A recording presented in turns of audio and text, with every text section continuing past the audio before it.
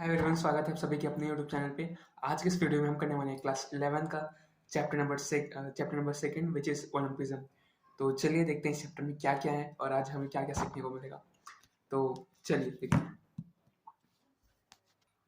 इस चैप्टर को total 4 parts में डिवाइड किया गया है। पहला टॉपिक है एशियंट एंड मॉडर्न ओलंपिक, दूसरा ओलंपिज्म, उसके कॉन्सेप्ट और ओलंपिक वैल्यूज, तीसरा Olympic symbol, motto, flag, oath and anthem, चौथा ओलंपिक मूवमेंट स्ट्रक्चर जैसे कि IOC, NOC, IFC and other elements. तो चलिए एक एक करके सारे टॉपिक को मचाते हैं, सारे टॉपिक को अच्छे से पढ़ते हैं। देखो, एशियन ओलंपिक की शुरुआत जियोस गॉड के ऑनर में शुरुआत की गई थी एथेंस, ग्रीस में। कब? 776 बीसी में। और ओलंपिक को रिवाइव करने वाले थे बैरन पियरे डी कॉबर्टिन। आई होप आप प्रोनाउंस कर ले, जिन्हें हम फादर ऑफ ओलंपिक के नाम से भी जानते हैं। इनकी एफर्ट्स की वजह से ही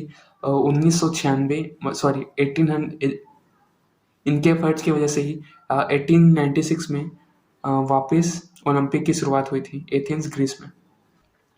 तब से आज तक हर 4 साल में ओलंपिक होता है। अब हम इस एंशिएंट ओलंपिक को थोड़ा डिटेल में देखते हैं। जैसा कि मैंने बताया कि 776 में इसका स्टार्ट हुआ था ओलंपिया, ग्रीस में। देखो, ओलंपिया के लोगों ने एक मैग्निफिसेंट टेम्पल बनवाया था और वहाँ पे सेक्रीफाइस देना स्टार्ट किया था। लेकिन उसके बाद हरक्यूलस, जो कि जियोस का सन था, उसने अपने पिता के ऑनर में ये ओलंपिक स्टार्ट किया था। और ये गेम ओलंपिया में हर 4 साल में होते थे। हालांकि जब रोमन एम्परर थियोडोसियस ने अटैक किया तो उसने 394 एडी में इसे बंद करवा दिया। अब हम देखते हैं मॉडर्न ओलंपिक डिटेल में। जैसे कि मैंने कहा कि बैरन पियरे डी कॉबर्टिन ने मॉडर्न ओलंपिक की शुरुआत की थी। और ये क्यों की थी पता है?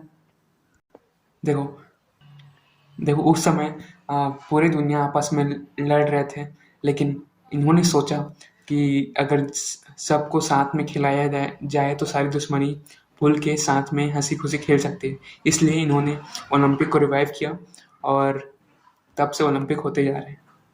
जब 1896 एथेंस में ओलंपिक हुआ तब खाली 9 कंट्रीज ने पार्टिसिपेट किया था और 2016 में लगभग 206 कंट्रीज ने पार्टिसिपेट किया है।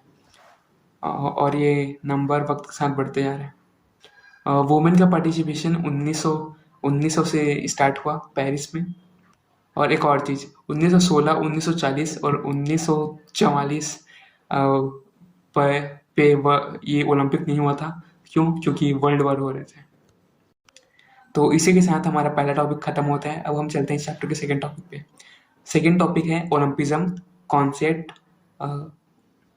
ओलंपिक वैल्यूज जैसे कि एक्सीलेंस, फ्रेंडशिप। देखो, ओलंपिज्म का मतलब होता है ओलंपिक गेम का फिलोसॉफी।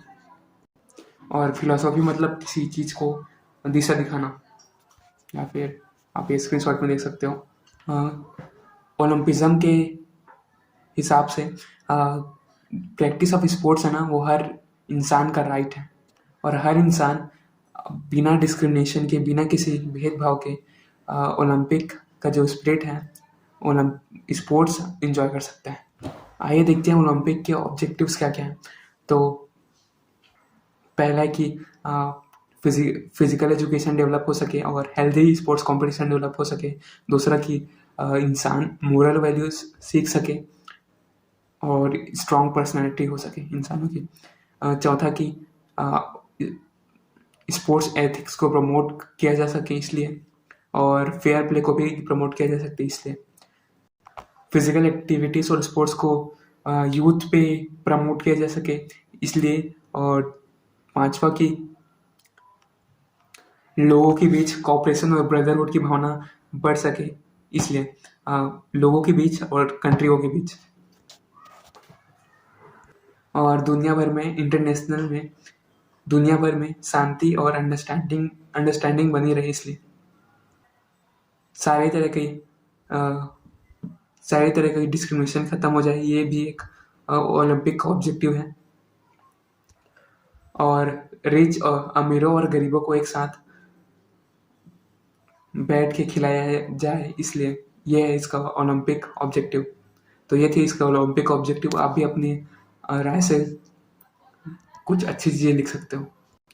अब हम देखते हैं ओलंपिक वैल्यूज। पहला ओलंपिक वैल्यू है फ्रेंडशिप। देखो, जब जब लोग साथ में खेलते हैं, जीतते हैं या फिर हारते हैं, तो आपस में जो फ्रेंडशिप है वो बढ़ जाती है, चाहे वो कोचेस के बीच हो, चाहे वो प्लेयर्स के बीच में हो, या फिर ओपोनेंट के बीच में हो। तो इसलिए पहला ओलंपिक वैल्यू है फ्रेंडशिप। दूसरा है सॉलिडेरिटी। देखो, ओलंपिक है ना, ओलंपिक मूवमेंट है, वो लोगों के बीच में एकता बढ़ाती है। लोग साथ में खेलते हैं और साथ में जीतते हैं, हारते हैं। दूसरा है तो ये था सॉलिडेरिटी। तीसरा है फेयर प्ले, लोग ईमानदारी से खेलें, ये है तीसरा ओलंपिक वैल्यू। चौथा है कि लोग बिना किसी डिस्क्रिमिनेशन के बिना किसी भी तरह के डिस्क्रिमिनेशन के स्पोर्ट्स खेल पाएँ। और कुछ ओलंपिक वैल्यूज हैं, उन्हें भी देखते हैं। Joy of effort. देखो देखो ओलंपिक में हार या जीत मैटर नहीं करती। मैटर ये करती है कि आपने पार्टिसिपेट किया और आपने जीता, आपने एफर्ट दिया।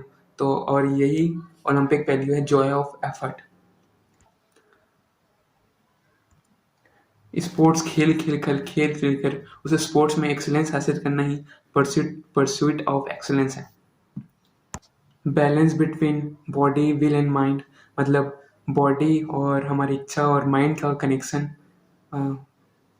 का बैलेंस, ये भी एक ओलंपिक वैल्यू है। और आखिरी, रिस्पेक्ट फॉर अदर्स, दूसरों के लिए रिस्पेक्ट, ये भी एक ओलंपिक वैल्यू है। अब हम चलते हैं चैप्टर के अगले टॉपिक पे।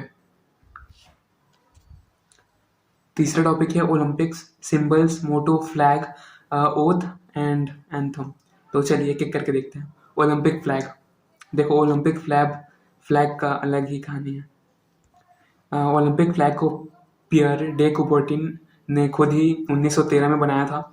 पियर डे कुबर्टिन वही इंसान है जिन्होंने मॉडर्न ओलंपिक की शुरुआत की। आप देखो, इसमें टोटल 5 रिंग्स हैं और पांचों रिंग्स का कलर अलग अलग है, और पांचों रिंग्स एक दूसरे से कनेक्टेड है, जो कि दिखाता है कि अलग अलग कॉन्टिनेंट के लोग एक दूसरे से कनेक्टेड हैं। ब्लू अमेरिका को दर्शाता है, ब्लैक अफ्रीका को, रेड ऑस्ट्रेलिया को, येलो एशिया को, और पांचवा जो है ग्रीन, वो यूरोप को दर्शाता है। और आप इन पांचों रिंग्स को ऐसे याद कर सकते हो, नीला, पीला, काला, हरा, या हरा, लाल, नीपी के। तो इसे आप देखो, इन सारे रिंग्स का कलर आपको याद करना है ना, तो आप ऐसे याद कर सकते हो।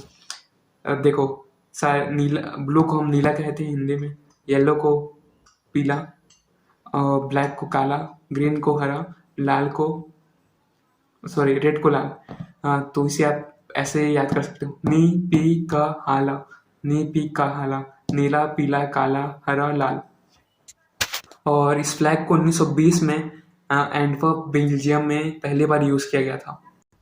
ओलंपिक फ्लैग, जो ओलंपिक फ्लैग का कंसेप्ट है ना, वो एशियन ओलंपिक से आया था, और ये एशियन ओलंपिक से मॉडर्न ओलंपिक के बीच जो कंटिन्यूटी है ना, निरंतरता है, उसे दर्शाता है। ओलंपिक फ्लेम को पहली बार इंट्रोड्यूस किया था 1928 में, जब एम्स्टर्डम नीदरलैंड में गेम हो रहा था। तब से ये ओलंपिक फ्लेम सिंबलाइज करता है लाइट ऑफ स्पिरिट, नॉलेज और लाइफ को। इस ओलंपिक फ्लेम को ओलंपिक विलेज ग्रीस में लाइट किए जाते हैं, मतलब जलाया जाता है, और रनर्स के द्वारा इसे जहाँ पे ओलंपिक गेम्स ऑर्गेनाइज हुआ रहता है वहाँ तक ले जाया जाता है। और इस प्रोसेस में ये पूरा जलते रहता है जब तक कि ओलंपिक ख़त्म नहीं हो जाता। अब हम देखते हैं ओलंपिक मोटो। ओलंपिक मोटो 3 वर्ड से बना था, लेकिन अब चौथा वर्ड भी इंक्लूड हुआ है। और इसे भी बैरन पेरे डी कुबर्टिन ने बनाया था। सीटीएस ओलंपिक मोटो है सीटीएस एलटीएस फोर्टियस, जिसका मतलब है फास्टर हायर स्ट्रॉन्गर। इंसानों की बात हो रही है। और अब अभी अभी नया इंक्लूड हुआ है, वो है कम्युनिज्म, कम्युनिज, जिसका मतलब है टुगेदर। अब हम चलते हैं चैप्टर के चौथे टॉपिक पे। चौथा टॉपिक है ओलंपिक मूवमेंट स्ट्रक्चर, मतलब ओलंपिक मूवमेंट की स्ट्रक्चर कैसा कैसा है। तो सबसे पहले है इंटरनेशनल ओलंपिक कमेटी। अभी जो भी मॉडल ओलंपिक होता है ना, वो इन्हीं आईओसी द्वारा ही ऑर्गेनाइज किया जाता है। और इसका हेडक्वार्टर लौजाने स्विट्जरलैंड में है। ये एमसीक्यू में आ सकता है। और इसे इसलिए बनाया गया है ताकि दुनिया भर में स्पोर्ट्स का पार्टिसिपेशन प्रमोट किया जा सके। और उन उसे बैरन प्यारे डी कुबर्टिन के द्वारा 23 जून 1984 को 1894 को बनाया गया था। डेमेट्रियस विकेलस इसके फर्स्ट प्रेसिडेंट बने थे। और ये बोथ समर और विंटर ओलंपिक कंडक्ट करवाता है, ऑर्गेनाइज करवाता है। और ये डेट, साइट और वेन्यू सब डिसाइड करता है। और ओलंपिक आईओसी की डिफरेंट मेंबर होते हैं। पहला है प्रेसिडेंट, जिसे हर 8 साल में इलेक्ट किया जाता है। और वाइस प्रेसिडेंट, जिसे हर साल 4 साल में इलेक्ट किया जा सकता है। इसके फंक्शन देख लेते हैं। पहला फंक्शन है कि ओलंपिक ऑर्गेनाइज करना, और दूसरा कि ओलंपिक का सही से हो रहा है कि नहीं, स्मूथ फ्लो, उसे देखना। तीसरा कि general guideline banana, rules and regulation set करना। चौथा कि कोई देखना कि गेम फेयर प्ले, मतलब ईमानदारी से और बिना किसी डिस्क्रिमिनेशन के हो रहे कि नहीं। पांचवा डोपिंग प्रैक्टिस। देखो, डोपिंग मतलब होता है कुछ इलीगल सब्सटेंस अपने अंदर लेना ताकि अपना परफॉर्मेंस बढ़ा सके। इसका एक चैप्टर है जो कि लास्ट चैप्टर, उसे जल्द ही हम कवर करेंगे। और ओलंपिक ये इंश्योर करता है कि कोई बंदा ये डोपिंग ना करे। अगला है हमारा Indian Olympic association. Indian Olympic association को 1927 में हम सर डोरा डोराबजी टाटा ने और डॉक्टर नोहरान ने फाउंड किया था। और सर डोबाजी टाटा प्रेसिडेंट बने और डॉक्टर नोहरान सेक्रेटरी जनरल रिस्पेक्टिवली। और इंडिया ने पहली बार 1928 में एम्स्टर्डम ओलंपिक गेम्स में पार्टिसिपेट किया था और गोल्ड जीता था। और इसी मैच में, मतलब ओलंपिक गोल्ड जीतने का श्रेय हमारे हॉकी टीम को जाता है, जिसके कैप्टन थे मेजर ध्यानचंद सिंह सर। इस जीत के बाद से ही आईओए कंटिन्यूसली ओलंपिक मूवमेंट के लिए वर्क करता रहा है। देखो, इंडियन ओलंपिक एसोसिएशन इंडिया की सारी स्पोर्ट्स एक्टिविटीज़ को कंडक्ट करता है, जैसे कि Asian games, Commonwealth games etcetera. और स्पोर्ट्स हो रहे कि नहीं ये इंश्योर करवाता है। अगला ओलंपिक स्ट्रक्चर है नेशनल ओलंपिक कमेटी। देखो, नेशनल ओलंपिक कमेटी हर देश में है। और नेशनल ओलंपिक कमेटी ये इंश्योर करवाता है कि आईओसी जो ऑर्डर दे रहे हैं वो हर देश में फॉलो हो रहा है कि नहीं। अगला ओलंपिक मूवमेंट स्ट्रक्चर है इंटरनेशनल स्पोर्ट्स फेडरेशन IFS। ये एक नॉन गवर्नमेंटल ऑर्गेनाइजेशन है जिसे आईओसी के द्वारा रिकॉग्नाइज किया गया है। ये एडमिनिस्ट्रेट करते हैं एक या उससे ज़्यादा गेम्स को वर्ल्ड लेवल पे। चलिए अब चैप्टर के कुछ क्वेश्चन देखते हैं। IOC was formed in 1896. IOC was formed in 1894. Indian Olympic Games.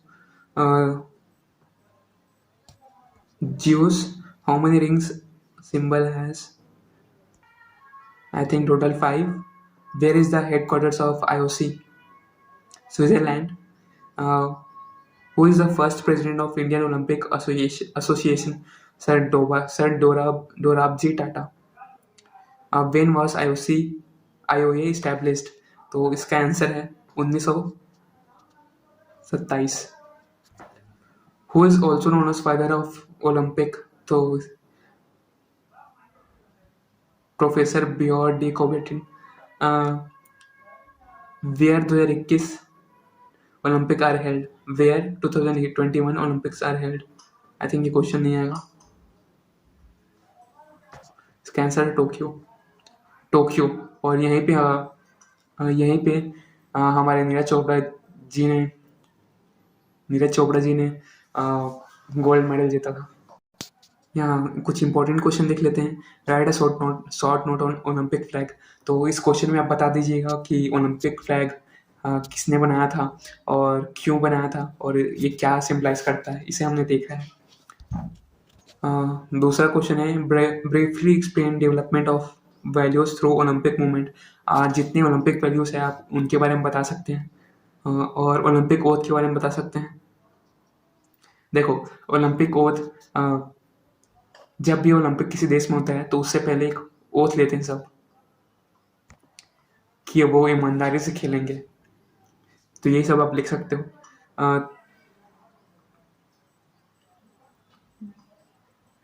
और यहाँ पे कुछ क्वेश्चंस है, आप ज़रूर घर पे कीजिएगा. और इसके सारे नोट्स और क्वेश्चंस आपको मेरे टेलीग्राम चैनल पे मिल जाएगा. आप जल्द जाके ज्वाइन कर लीजिए और अच्छे से पढ़िए.